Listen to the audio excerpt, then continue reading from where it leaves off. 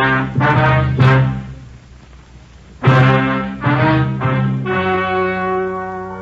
story you are about to hear is true.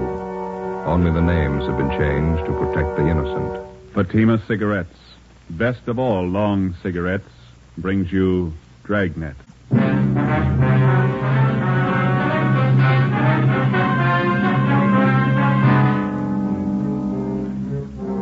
You're a detective sergeant. You're assigned to homicide detail. A woman is knifed to death in her home. The body bears the mark of inhuman attack. The killer escapes. Your job, get him. If you want a long cigarette, smoke the best of all long cigarettes. Smoke extra mild Fatima. Yes, Fatima is the king-size cigarette which contains the finest Turkish and domestic tobaccos superbly blended to make it extra mild, to give Fatima a much different, much better flavor and aroma than any other long cigarette. That's why Fatima has more than doubled its smokers coast to coast. Enjoy extra mild Fatima yourself. Best of all long cigarettes. It's wise to smoke extra mild Fatima. It's wise to smoke extra mild Fatima.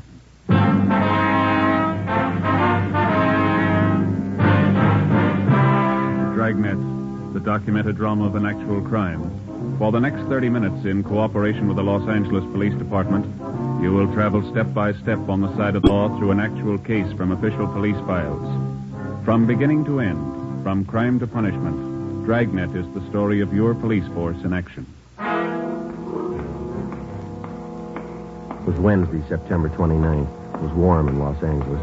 We were working the night watch out of homicide detail. My partner's Ben Romero. The boss is Captain Blaine Steed. My name's Friday. I was on the way back from the interrogation room. It was 11:23 p.m. when I got to room 42. Homicide. Hi, Lorraine. Hello, Joe. Like to type this up for me? The dead body report. Yeah, okay. Thank you. Joe, How you doing? they bring Palmer in yet? He's in the interrogation room. Captain's with him. What's his story? He claims he had nothing to do with it. You contact any of the boys' relatives? Says he hasn't got any in town. It was just him and his mother. You called juvenile hall, didn't you? Yeah, they'll look after him for the time being. Pretty big shock for a kid. Yeah. Did you get anything out of him? Harry and I have been talking to him. It's just starting to make sense. You want to lend a hand? Sure. We're going to the beach tomorrow, my mother and I. She had a day off and we were going to the beach. That's all I know. That's all she knows. Harry? Hi. You want to give it a try? Yeah. All right, Robert. Come on, son. It's going to be all right now. We need your help, Robert. Think you can answer a few questions for us? How about a bite to eat, son? Can I get you something? No, I'm not hungry. I'm okay. That's the stuff. Well, here, take it. It's a clean handkerchief. Yeah. Well, you're the cop that drove me down here, aren't you? That's right. I'm not going back to the house. You won't have to, son. I'm never going back to that place. All right. It was awful. Could you start from the beginning for us, Bob, and just take it easy? Tell us what you know. Okay. Think I could have a Coke? I'll pick up a couple. Be right back. All right, Harry. Thanks, Harry. Well, all I know is I left the house about 7:30. Mom gave me the money to go to a show. Was she alone in the house when you left? Yeah, that's right. We had dinner and then I went to the show. You usually go to the show on school nights, son? No, but Mom asked me if I wanted to go. She gave me the money. Double feature. She told me to stay for both pictures. Mm-hmm. She usually tell you that? No, she always said to just stay for one picture. She didn't want me coming home so late. Was she expecting anybody to visit her? I mean, after you'd gone? She didn't say so.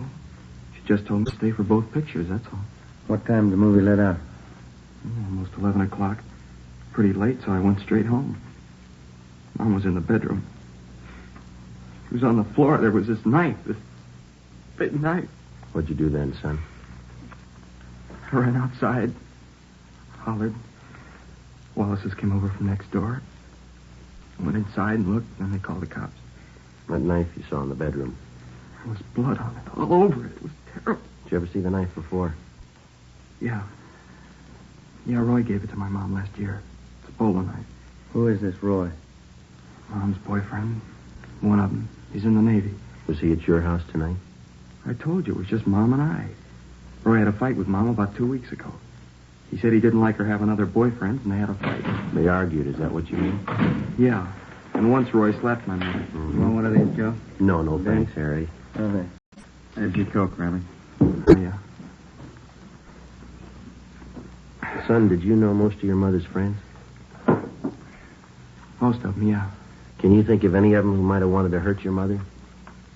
I don't know. Roy Palmer, maybe. He was mad at her. He's the only one I can think of. I don't know. I don't want to think about it anymore. All right, son. We won't bother you anymore tonight. Thanks a lot. Yeah. Ben. Mm-hmm. You want to follow through with Juvenile Hall, see if the boy's taken care of. Okay. You going to be in the interrogation room? Yeah, I got a few more questions for Roy Palmer. Right. Check you later. Okay.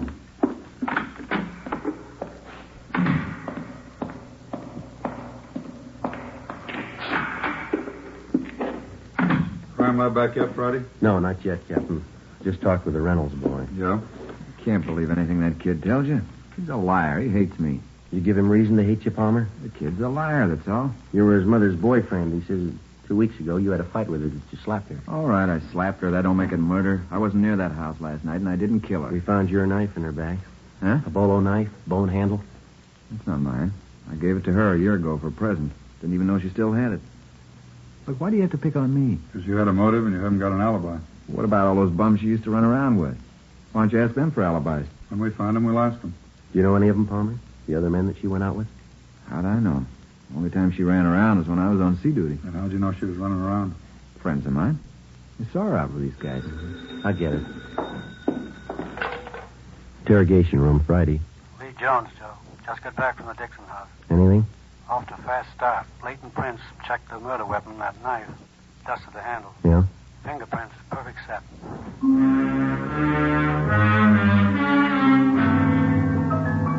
Captain Steed and I took the suspect, Roy Palmer, down the hall and had his fingerprints taken.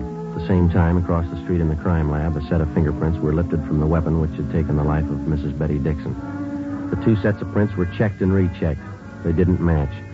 Every object in the murder house was gone over for fingerprints and further evidence. Roy Palmer's fingerprints were on none of them. He was released pending further investigation.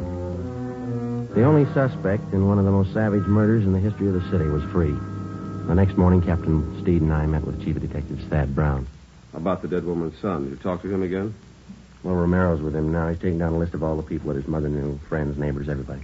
No luck yet with a set of fingerprints? No, we've got no record on him. Checking him through Washington, we ought to get a kickback pretty soon. Set of prints and a piece of envelope. That's physical evidence, huh? Yeah. One of the top corners off an envelope. It had a postmark on it, Sonoma. Sonoma.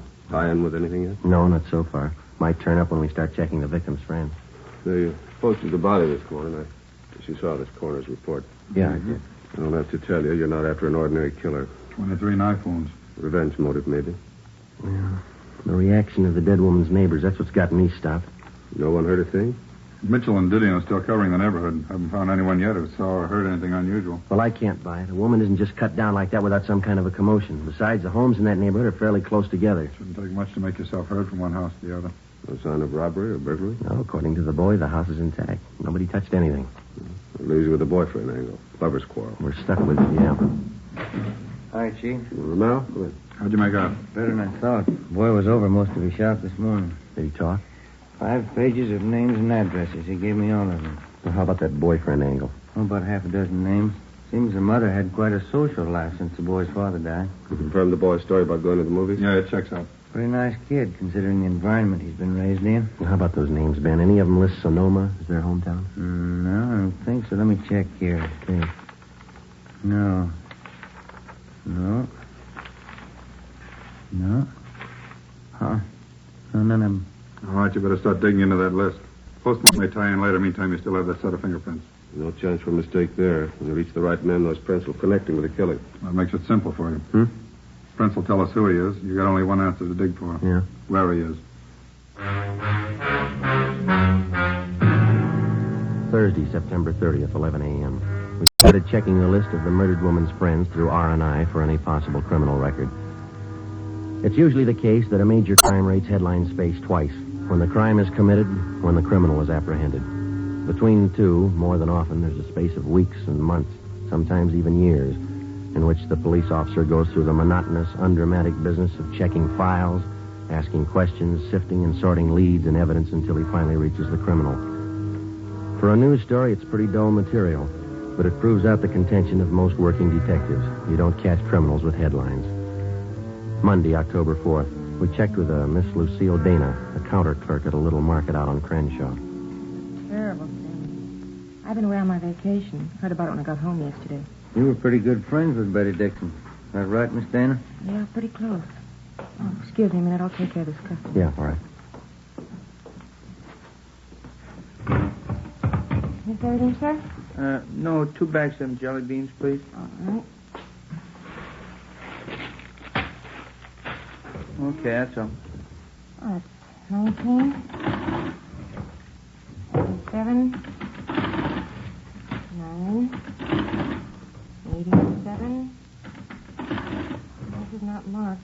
Just a minute. Tommy? Yeah, Number 2 corned beef. How much? just a minute.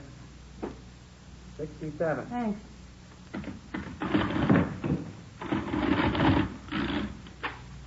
$2.17. Out of 5.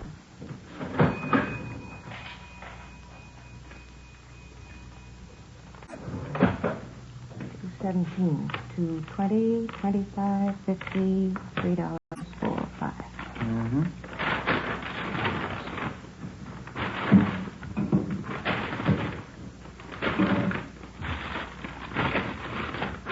Thank you. Okay. I just can't get over it, Sergeant. Poor Betty. We understand that you used to go out with the Dixon woman, Miss Dana. Do you know most of her close friends? Well, most of her men friends. We used to double date a lot together. Mm-hmm. I wonder if you'd take a look at this list of names that we have here. All right. Let's see. Mm-hmm. Now, does that about cover all her boyfriends, all that you knew of anyway? Yeah, I think so. Let's see. Tony Morse, Bill Breeze, Al O'Neill. You don't have Floyd down here. Who was that? Floyd who? I never did know what his last name was. He used to take both of us out, Betty and I. Seemed to like her quite a bit. When's the last time she was out with him, do you know? Oh, 5 or 6 months ago at least. Kind of strange. How do you mean? Floyd. Jealous, you know. Hot temper. Said he was Spanish, but he had a light complexion. Oh, excuse me, please. Sure. Yes, sir? A pack of that mint gum and some lighter flints, please. Yes, sir. 25. Thank you. All right.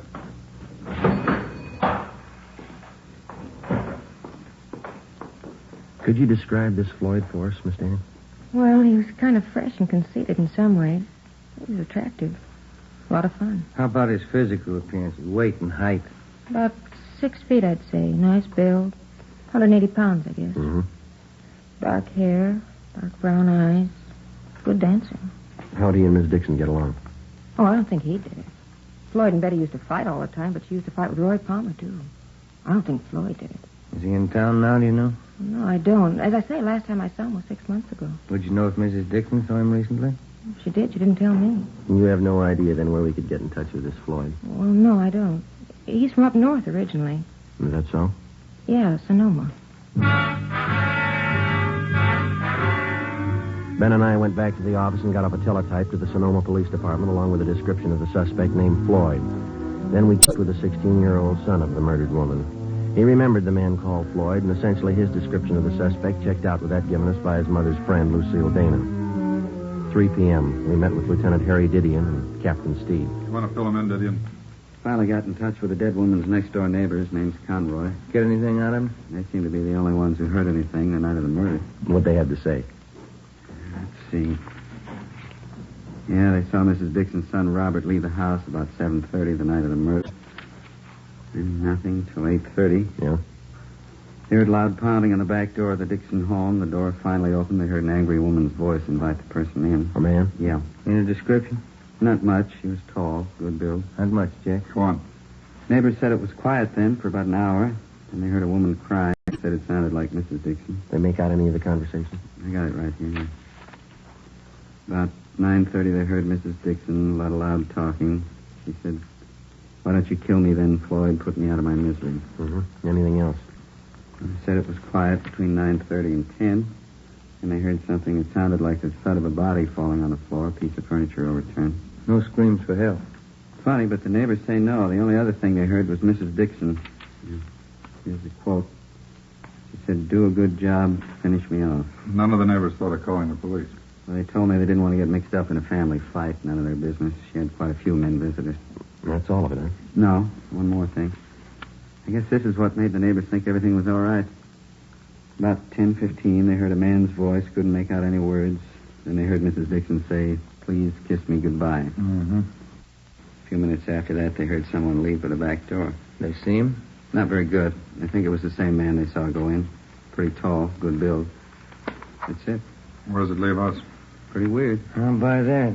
Oh, I don't know. She was supposed to be a sane woman. She'd have to be pretty drunk to ask a man to kill her. You'd have to be pretty drunk to take her up on it. Why the killer used that bolo knife on the victim? That piece of envelope we found by the body. Yeah, it was postmarked Sonoma. There's a state mental hospital up there. Just a hunch. Maybe we're dealing with a maniac. 4 p.m., Monday. R&I could give us nothing because of the meager description. Ben and I checked out of the office and went over to the state building to the Department of State Institutions. First, we checked the name Floyd through the files, using it as a last name, then as a first name. We failed to connect. Either the names didn't fit the description of the suspect, or they were elderly men still confined to the institution at Sonoma. We checked through the files using Floyd as a middle name. We came up with 2 recent parolees from Sonoma. Both matched the description almost perfectly. Both had the middle name of Floyd. We checked out the first one, Charles Floyd Johansson. We found out that he'd been returned to Sonoma almost a month before. The second parolee still had his freedom. We took a set of his fingerprints back to the office and had them checked out with a set of prints found on the murder weapon. How's it shape up, Joy? Richard Floyd Coleman. That the right name? Yeah. Any make? He's your killer.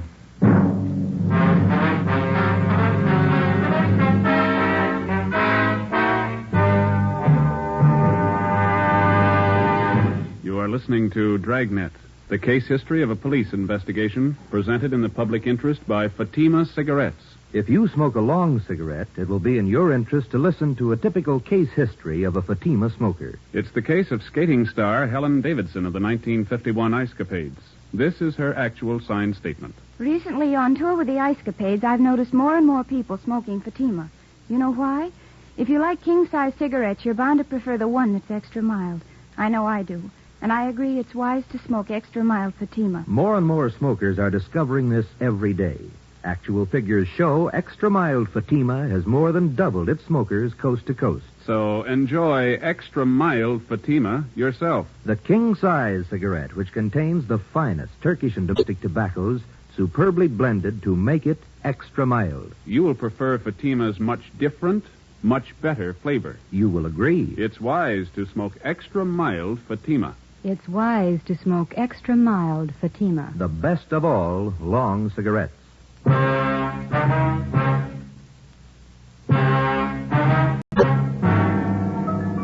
Monday, October 4th, 7 p.m. We got on an APB and a radiogram on Richard Floyd Coleman. We checked DMV for possible auto ownership. From his record, we found that he had been confined twice to the state mental hospital at Sonoma. The first time for a period of 2 years, the second time for 14 months. Hospital files showed us that on both occasions he had been committed by his older sister, Evelyn Coleman, his only living relative. Her address was listed as 5640 Upper Terrace, an apartment court in the East Wilshire district. We drove out to question her. In one of her apartment windows was a hand-lettered sign, seamstress, dresses made to order, Evelyn Marie Coleman. She turned out to be a tall, quiet girl in her 30s, gray eyes, brown hair. She worked on the sewing machine while we talked with her. I'm sorry to be so rude, Sergeant, but I have to have this blouse ready by 2 this afternoon. Miss Tyler's coming to call for it. That's perfectly all right, Miss Coleman. Exactly. What was it that you wanted to know? It's about your brother, Richard. Oh, anything wrong? No, we're just checking, that's all. We'd like to talk to him. Oh, what about? Routine check. We understand he spent some time up at Sonoma. Yes, he did. Richard's had a hard time of it. Doctors don't seem to know the trouble. Poor Richard, he's so mixed up. You're his only living relative? Yes, I am. Folks died when we were both young. Practically raised Richard myself. Have you seen your brother lately, Miss Coleman? No, not lately. Why? You any idea where we might contact him? Well, no, I don't. You see, he travels around the state a good deal. Oh, is he working? No. Oh, but he writes from time to time. Oh, what was it you wanted to see him about, Sergeant? It was just routine questioning. We like to talk to him. Oh. Where was he when you last heard from him, Miss Coleman? Well, couldn't you tell me what you want to see him about? We just like to question him, that's all. What about? You can tell me. Is your brother in the city now? Oh, I don't know. I just got back. I haven't heard from him in 2 weeks. Almost 3 weeks. Does he usually stay here when he's in town? Well, sometimes, yes. Is Floyd in some kind of trouble? Is that the name he usually goes by, Floyd? Well, most of his friends call him Floyd. Why? You think he might be staying with one of his friends here in the city? He might be. I don't know. Look, Sergeant, if Floyd's in trouble, you can tell me. I've seen him through lots of trouble before. Not this kind, miss. Women? Oh. I wish there was something I could do. Where was he when you last heard from him? He was in Santa Barbara. He wrote me. Please, Sergeant, why do you have to see Floyd? Excuse me. Yeah, sure. Hello? Oh, yes, Miss Tyler. Uh-huh. Well, maybe just a few minutes late. Would 2:30 be all right? Oh, fine, thank you. All right, Miss Tyler, bye. I'll have to hurry. Mrs. Tyler's blouse. Sure, you go right ahead. I really don't make much of a dressmaker, but I'm saving up. I'm going to buy a place in the valley farther out. Be fine for Floyd and me. Be awfully good for him. Floyd has to get away from the excitement. He's awfully nervous. Say, Miss Coleman, Sergeant? are those your brother's suitcases in the alcove back there? Yes, they are. They've been there for a month. I keep his odds and ends for him. I'm sure he hasn't been here in the past month. Oh, yes, I'm sure. Please, Sergeant, why don't you tell me the truth? I've been through this before. There's trouble with Floyd. What is it this time? It's pretty bad. Well, what is it? We want to ask him about a murder. Oh, no, he wouldn't do that. You sure it was Floyd? We'd like to talk to him.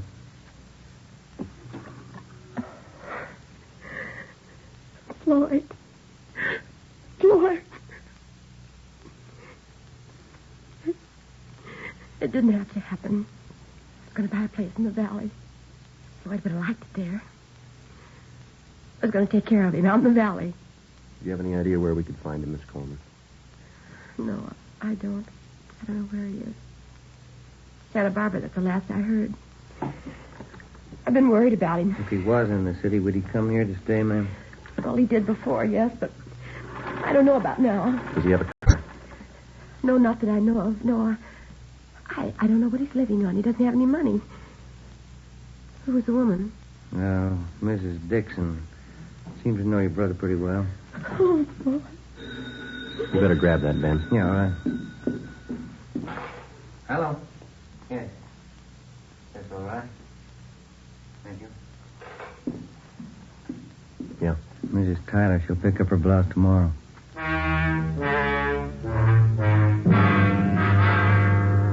Ben and I left Evelyn Coleman's place and went back to the office. A stakeout was placed on her apartment. 2 days went by. Nothing happened. Despite the fact that the suspect's sister had promised to cooperate fully with us in locating her brother, a team of men was assigned to follow her wherever she went as insurance against any possible slip-up. As far as we were concerned, no precaution was out of reason. A maniac was on the loose in the city, the same maniac who had murdered the Dixon woman. He'd done it once, and if the urge was there, he'd do it again. We sweated out the next 3 days. On the afternoon of the 6th day, we got an urgent call from one of the parole officers in the State Institutions Department, a Miss Gertrude Vaughn. Ben and I went over and checked with her.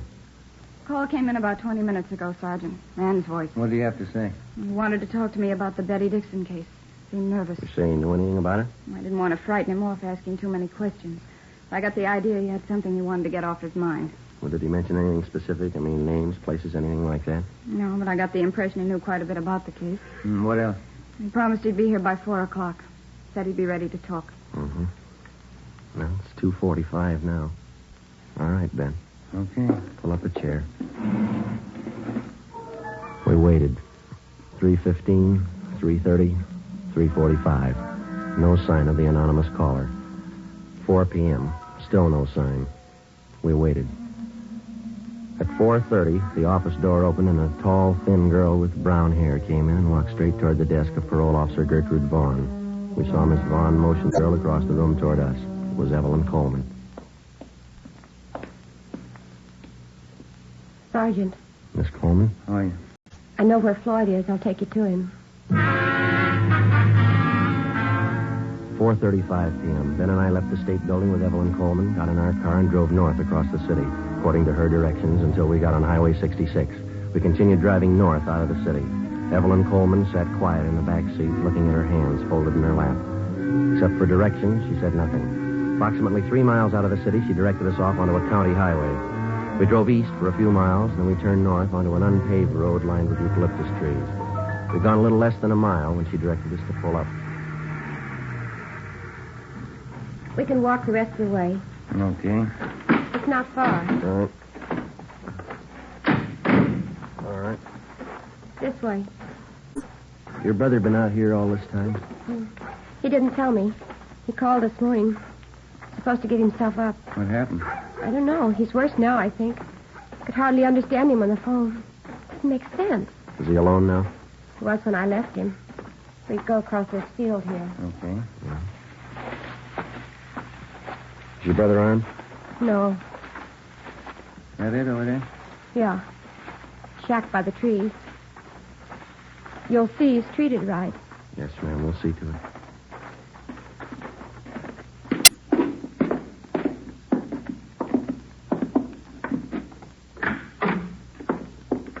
Evelyn? Evie? I brought them in, Floyd. They'll take you back. I'm Richard Floyd Coleman. I want to tell you I killed Betty Dixon. All right, Ben. I wanted to marry her. She didn't want it. She dared me to kill her. I grabbed a knife. We can talk about it later, huh? She was lying on the floor. She said, "Kiss me goodbye." I held on to her. She seemed to go to sleep. We have to go, Floyd. You tell him, Evie, I loved her. You tell him that. Yeah, I will. She dared me to kill her. She said I didn't have the nerve. She asked me to. Yeah, all right. Come on.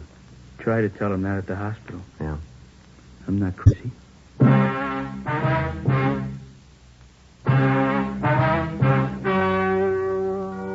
The story you have just heard was true. Only the names were changed to protect the innocent. On December 4th, trial was held in Superior Court, Department 86, City and County of Los Angeles, State of California. In a moment, the results of that trial. And now, here is our star, Jack Webb. Thank you. To prove a suspect's guilt or innocence, as in tonight's case, the working detective spends many a long hour with the man in question. In the interrogation room, the crime lab, with his friends, his enemies, gets to know his man well. And so with a cigarette. If you're a long cigarette smoker like I am, get to know Fatima. Live with it a while. Pack after pack, they're extra mild. Get to know the best of all long cigarettes. Smoke Fatima.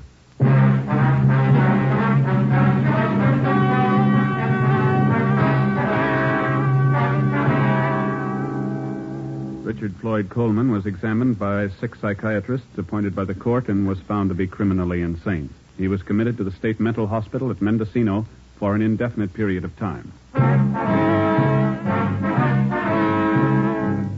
You have just heard Dragnet, a series of authentic cases from official files. Technical advice for Dragnet comes from the Office of Chief of Police W.A. Wharton, Los Angeles Police Department. Fatima Cigarettes, the best of all long cigarettes, has brought you Dragnet from Los Angeles. Sarah Berner is delightful in Sarah's Private Caper, next on NBC.